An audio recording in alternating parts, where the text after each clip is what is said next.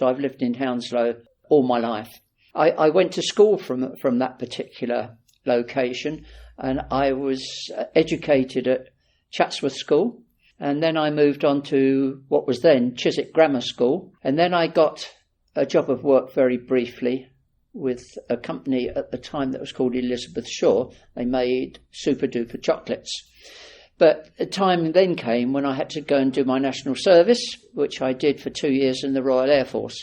When I came out of the Royal Air Force, I went straight to a job with a company called Park Davis, who were based near Hounslow Heath at the time and were pharmaceutical chemists. So from Park Davis, I then moved on to British European Airways, as it was called at the time. And I worked at Heathrow Airport, and I worked at Heathrow for the rest of my stay with the airlines, which was for more than 30 years.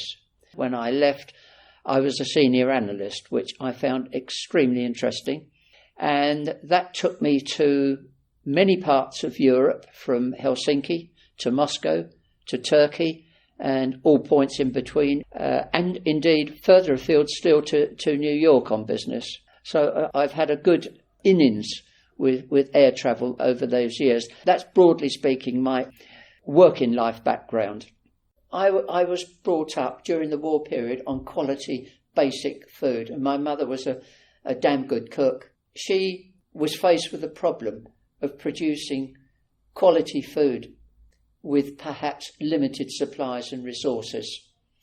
And in those days, one of the most expensive meats was chicken, and one of the cheaper meats and regular meats was beef.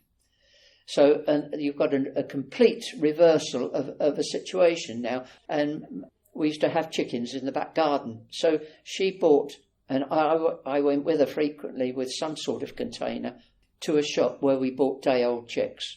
So you got these fluffy balls, and you brought them home, and you brought them up in a drawer in the kitchen or some other warm place. And eventually my father built a hen house, as it was.